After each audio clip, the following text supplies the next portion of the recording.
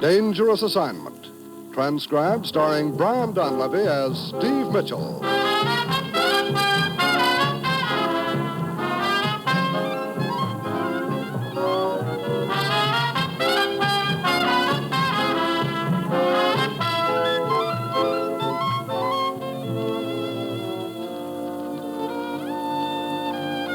Yeah, danger is my assignment. I get sent to a lot of places I can't even pronounce. They all spell the same thing, though, trouble.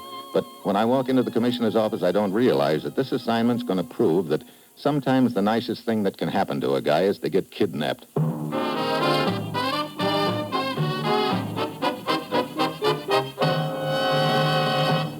Morning, Commissioner. You sent for me? Steve, does the name Ellis Chandler mean anything to you? Ellis Chandler, sure. Otherwise known as the notorious Colonel Chan, soldier of fortune. He'd been in the Orient for years. Do anything for a fast buck. Right now, he's in the business of smuggling guns and ammunition into the islands of the South Pacific. That sounds like Chan, all right. He's operating an air freight line out of Port Moresby in New Guinea. We've kept our eye on him for some time. So far, we've been unable to find out who he's working for and where the guns are coming from. Oh, China, probably. Last night, as Colonel Chan was preparing to take off from the airstrip at Moresby, our men decided to close in. But he managed to get away in a hail of bullets. That guy is as slippery as an eel in a barrel of oil. He didn't get very far, though. Early this morning, his plane crashed in the Coral Sea just off the Solomons. A Navy destroyer picked him up. He was badly injured. Where is he now, Commissioner? The destroyer is taking him back to the hospital at Port Moresby. Get over there, Steve. Check with Jim Turner. He's in charge of the case. Find out what you can from Colonel Chan. It's vitally important we learn who has been buying those guns and smash the operation. Well, that's it. You've got your assignment. Good luck.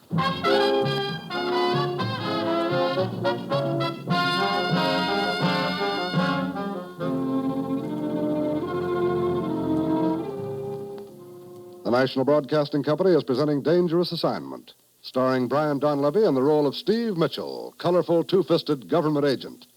At all those places of the world where danger and intrigue walk hand in hand, there you will find Steve Mitchell on another dangerous assignment. Each Wednesday evening on most NBC stations, you'll hear a great lineup of stellar radio programs. For comedy, laugh with You Bet Your Life and Groucho Marx. Groucho is quick with the quips, and his cutting humor is sure to bring laughs for you and your whole family. Then, from mythical Summerfield, NBC brings you The Great Gildersleeve. It's a laugh-packed 30 minutes of fun with the Water Commissioner, Leroy, Bertie, Marjorie, and all the folks who drop into Peavy's drugstore. Yes, keep your entertainment date with The Great Gildersleeve. And from the front pages of America's newspapers, hear another authentic big story. Wednesday's a fine evening for radio entertainment when you set your dial to the NBC radio network.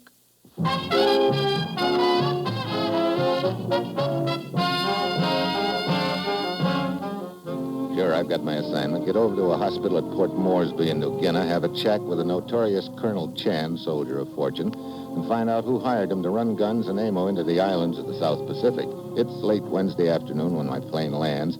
I hustle over to the hospital. Jim Turner, our agent in charge of the case, is waiting for me. And from the expression on his face, I figure I can expect some bad news. Well, you're too late, Steve. He's dead? Yeah, died an hour ago. Severe head injury. I went over to his office at the airport to see if I could turn up anything. Did you? Yeah, a letter. Got it right here. It was in his desk. Have a look. Mm-hmm. Signed by a man named Jarvis? He's a Copra broker. Has an office here in town. He sent the letter to Chandler 2 days ago. Chandler run freight for Jarvis? Mm-hmm. Now, in the letter, Jarvis writes that a client of his, the name isn't mentioned, has expressed a desire to meet with Chandler personally. Jarvis has arranged for them to get together on the next trip. Meaning that maybe Chan was on his way to meet him when he crashed, that maybe this client of Jarvis is the Mr. Big we're after. Right. I think I ought to pay a call on friend Jarvis. Looks like he's the go-between.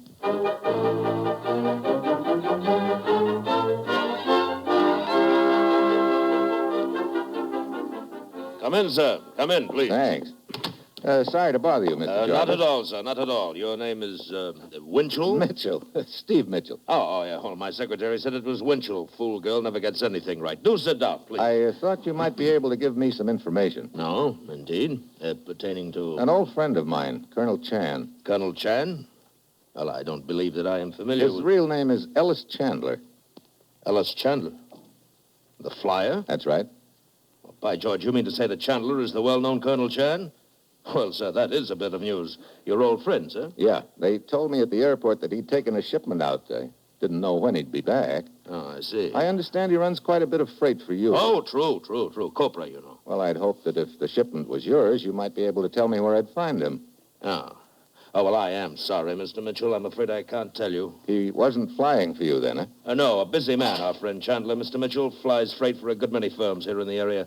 I suggest you may inquire of them. Perhaps they could tell you. Yeah, I guess I'll do that, Mr. Jarvis. Oh, excuse me, please. Yes? Oh, yes, put him on, Miss Moon.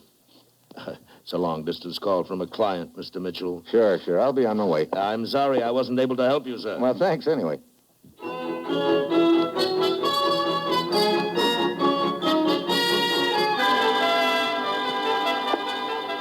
Steve, didn't you get anything out of Jarvis at all? Well, just before I left, his secretary put a call into him, a long-distance call from a client. Oh? Could have been our Mr. Big, wondering what's happened to Chan. Yeah, it'd be nice if we could find out where that call came from, huh? Yeah, let's get out of here, Jim. Okay. Look, Steve, I have an idea. Yeah? This secretary of Jarvis, Her name is Miss Moon.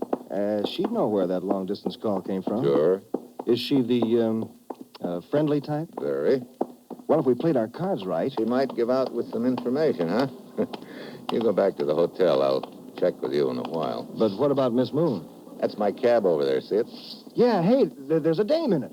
Miss Moon? It isn't a mountain goat, Buster. I'll see you later.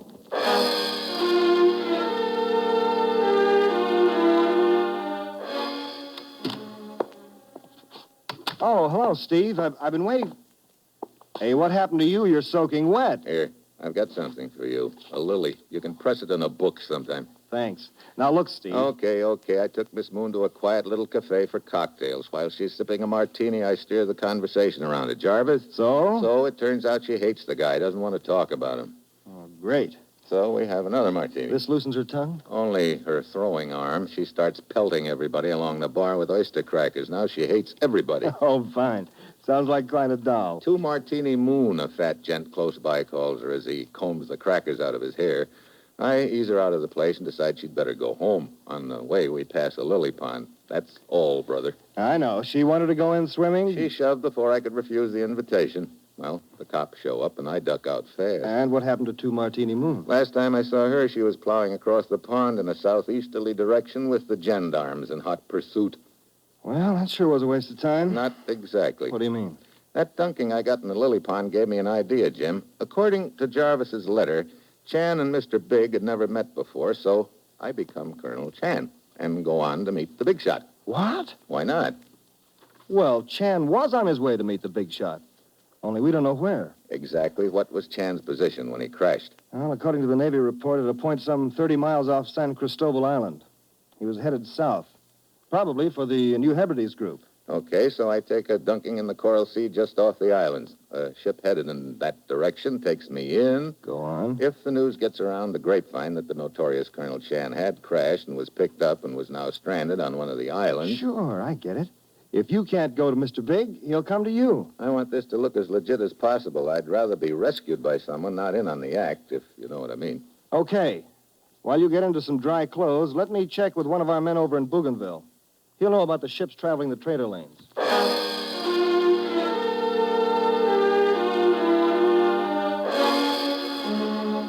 By sundown, we've completed our plans for Operation Sea Rescue. 2 hours later, I'm aboard a Navy flying boat, and we're well out over the Coral Sea, headed for the New Hebrides Islands. This is about as far as we go, Steve. Pilot's going to set her down. Exactly where are we, Jim? We're approximately 10 miles off Espiritu Santo, the largest of the islands. That where we're going? Yeah. Our rescue ship ought to be along in an hour or so. Just what you ordered. Oh? We found out there's a copra trader out of Bougainville.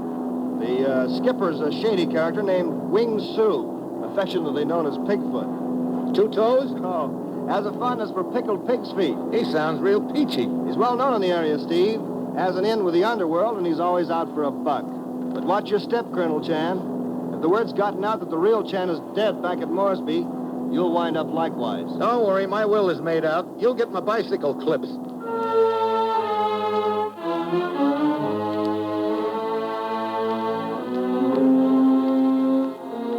minutes later, the seaplane sets down.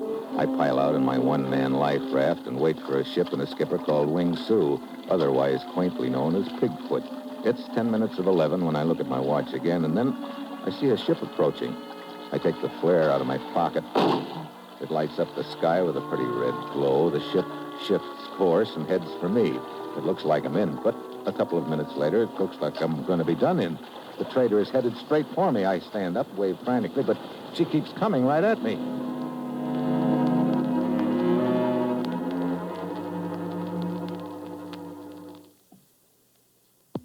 Steve Mitchell will continue his dangerous assignment in just a moment. 20 seconds from now, a fire will break out somewhere in the United States, causing untold misery and devastation. More than 11,000 persons are killed annually by these fires, many more are injured, and more than $700 million worth of property is lost. Now, the most tragic part of this statement lies in the fact that more than 90% of all fires in the home start through sheer carelessness and could be avoided. Here are a few simple rules of safety which will help you to protect your home and your loved ones from the ravages of fire. First, do not smoke in bed or discard lighted cigarettes carelessly. Second, clean out old newspapers, magazines, and other inflammable debris. Third, promptly repair all defective wiring and electrical equipment. If a wire looks frayed or worn, replace it at once. Fourth, use only those cleaning fluids which will not burn. And fifth, be careful with matches. Keep them out of the reach of small children. You can't afford to gamble with fire. The odds are against you every time.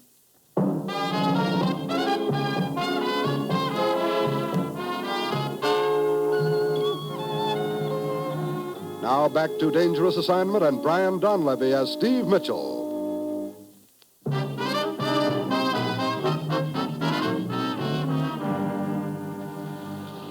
The boat's almost on top of me. I dive to one side as it hits the raft. Suddenly, a line drops beside me. I grab at it and get hauled up over the side of the copper trader.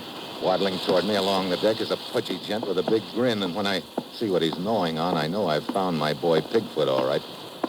What's up? Most fortunate you're still alive. You're telling me? Most clumsy helmsman of mine almost hit you. What do you mean, almost? Very unfortunate accident. Accident? But happy ending, huh? Here. You like some Pigfoot? Not right now. It's very good. It's also my name, Pigfoot. Real name is Wing Sue, but friends call me Pigfoot. You call me Pigfoot too, huh? Thanks. Your name? Make it Joe. Oh, so? What happened, Joe? My plane got tired. Oh, so? Very happy for you, Pigfoot. Come along in his boat, huh? Yeah, thanks. Here. Money's a little soggy, but you can dry it off. Oh, so big bankroll. Have excellent place to dry off money. Maybe you... Thanks a lot, but no thanks. I'll let the rest of it dry off in my own pocket. Where are we heading? Espiritu Santo. Suits me. There is Navy patrol boat in area. Maybe you would like to be transferred to it, huh? Look, we should run into the patrol boat on the way in. I'd just as soon you kept me out of sight. Oh, so? And here's for doing it.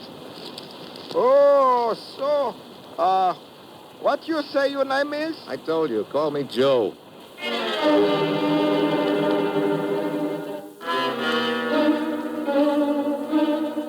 way Pigfoot's little button eyes keep flicking toward me, I can tell he figures he's got a distinguished visitor aboard, and more important, a chance to pick up a few fast bucks. So far, so good. We dock 2 hours later, and he's sticking to me like a brother. He hustles me to a back booth in a waterfront bar. Friend of mine run this bar. Can help you. Oh, for instance. For instance, hello. Well, hello. Oh, so, Liana, this a friend of mine, Joe. How are you, Joe? Better by the minute. Sit down. Thanks. Well, what can I do for you, Joe? You know, that's a leading question and could easily... Hey, wait a minute. Are you the friend Pigfoot was telling me about, the one who runs this bar? That's right. Wait. Over there near the bar, the local law. Lieutenant Fabian. Hey, he's heading this way. Well, Liana. Are you perhaps trying to get your license revoked?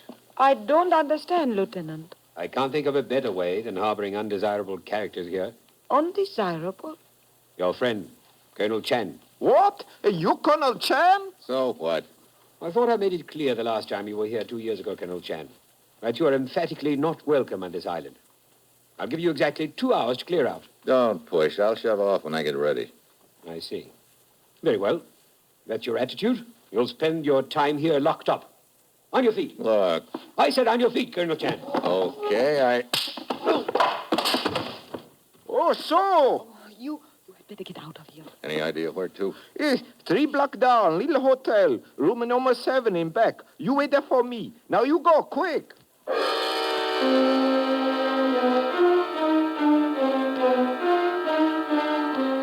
10 minutes later, I'm in a broken-down hotel room. Apparently, the plan is still working okay, and I just hope I didn't slug Lieutenant Fabian too hard.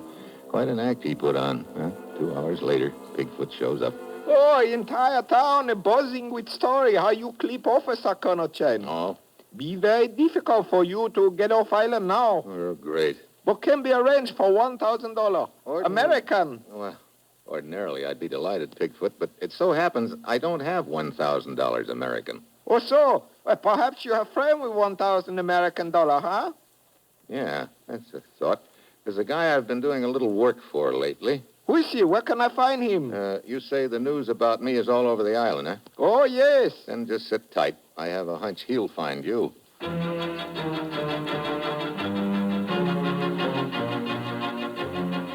Yeah, I figure that the word will spread through the grapevine that Bigfoot knows where Colonel Chan is hiding. It'll eventually reach the ears of Mr. Big, whoever he is, and that's what I'm counting on. Towards evening, I doze off, but not for long. Who is it? It's your good friend, Bigfoot.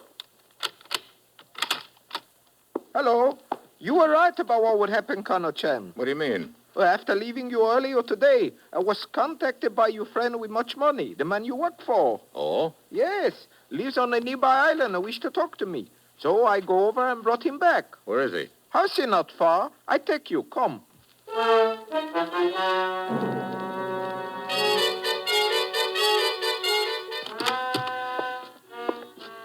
Hey, quite a joint. Yes. I'm glad you like it. What?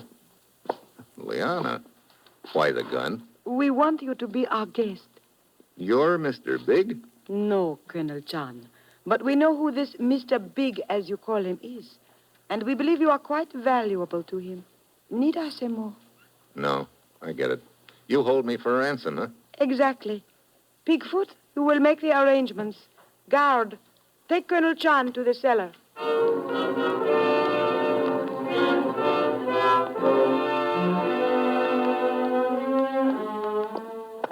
Bigfoot leaves, and the guard, a big, rugged-looking gent, takes me down to the cellar. Somehow, I've got to get free and follow Bigfoot because he's obviously going to be heading for the boy who's behind the whole deal. We stop in front of a heavy door. Inside. I walk into the room, then, just as he starts to close the door behind me, I suddenly throw my weight against it. It swings back into him. Before he can recover his balance, I nail him. I roll him into a quiet corner, climb out the window, and start after Bigfoot. I spot him down near the waterfront. He's covering every bar and dive on the street. He goes in, comes out a minute later, and moves on to the next one. He must be thirsty, Mitchell. What? Oh, Lieutenant Fabian.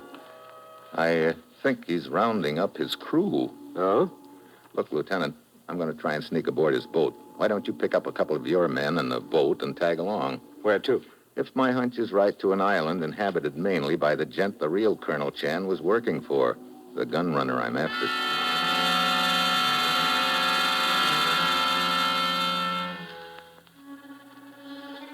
It's dark by now. I slip aboard Bigfoot's boat without being seen and find a hiding place. Pretty soon, Bigfoot and the rest of his crew come aboard, and we shove off.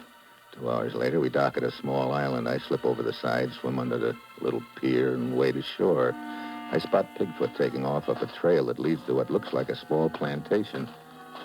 And I spot something else in the underbrush. It looks like abandoned fortifications, probably from the last war. I get a sudden hunch and ease over to them. I find an opening and let myself down into one of the bunkers. And then I see my hunch is right. Stacks of guns and ammunition all over. Yeah, this is the gun runner's headquarters. I climb up out of the bunker, and suddenly a guard with a Tommy gun looms up in front of me. The surprise is mutual. Before he can pull the trigger, I knock the gun out of his hand. Oh! The guard goes down and stays there. I dive for the Tommy gun, but a foot jams down on my wrist, and I look up into a gun barrel. Sorry, Huh? Mitchell. Jarvis, the copra broker. That is right. Hey, what is all... Hey, come on. Colonel Chen, how you get here? That is not important right now, and he's not Colonel Chan. More like a government agent. Eh, Mitchell? You're doing the talking, Jarvis. Where's the real Colonel Chan? Dead? If so, that saves me the trouble. You're the boy who's been running the whole deal, huh? That's right. Colonel Chan never knew that. I always posed as the go-between because I didn't want him to get any ideas about trying to take over from me. But he got ideas anyway, apparently. That's why you set up the meeting, to knock him off. Well, a plane crash saved you the trouble. Good. Now, after I take care of you... Please, what about the fee for Pigfoot, Mr. Jarvis? Are you kidding, Pigfoot? You tried to pull a fast one on Jarvis by holding me for ransom, but it didn't work. Oh, no, please. I was only trying to keep you in a safe place so I could deliver you to him. Take a look at his face, Pigfoot. You think he's going to buy that story? You know too much now. The only payment you'll get from him is a slug. Oh, no. Don't listen to him, Pigfoot. He's talking crazy. As soon as I take care of him, we'll have You're next in line, Pigfoot, and you know it. Oh, so sorry, but I better leave now. Stay where you are. No, Don't move! Jarvis takes his eyes off me just a moment to swing his gun toward Pigfoot. That's what I'm waiting for. I grab his arm. I'll take that. Come on now, Chico. Hey, Pigfoot, you left your sandals. Mitchell, Huh? Oh, Lieutenant Fabian. we rounded up Jarvis's men. Our friend Pigfoot seems to be in a hurry. I'll guarantee he's never moved that fast before. Want him picked up? After all, he tried to kidnap you. But he also helped me a moment ago when he made a break like I was counting on him to. Now, let's figure he squared things up there. All right. Perhaps we can use him again sometime anyway. I say, look at him go. Go. Man, he's gone. Real gone.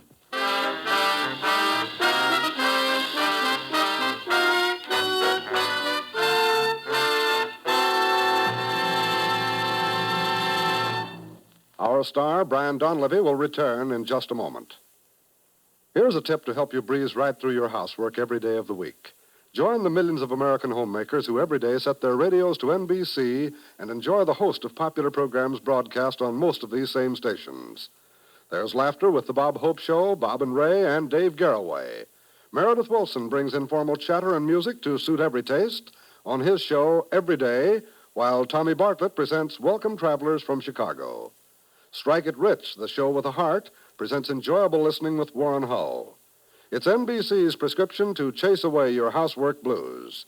So, whether you're doing the dishes, dusting, fixing lunch, sprucing up the house with your vacuum cleaner, or any one of 1,000,001 things that housework entails, be sure to set your dial to this NBC station where you'll hear the finest in daytime radio programs. Remember, you'll hear Bob Hope, Dave Garroway, Tommy Bartlett, Bob and Ray, Meredith Wilson, and Warren Hull Monday through Friday on most NBC stations.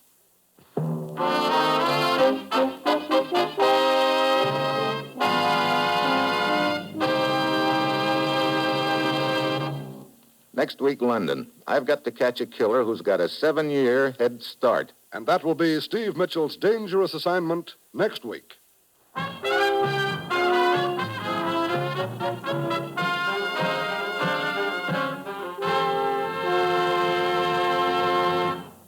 Included in tonight's cast were Ray Dietrich, Bill Conrad, Paul Frees, Betty Lou Gerson, and Don Morrison. This is John Storm speaking.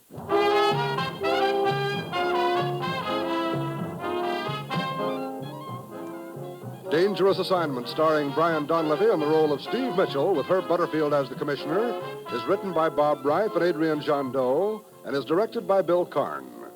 Be with us again next week at this same time when Brian Donlevy, starring in the role of Steve Mitchell, will embark on another transcribed Dangerous Assignment.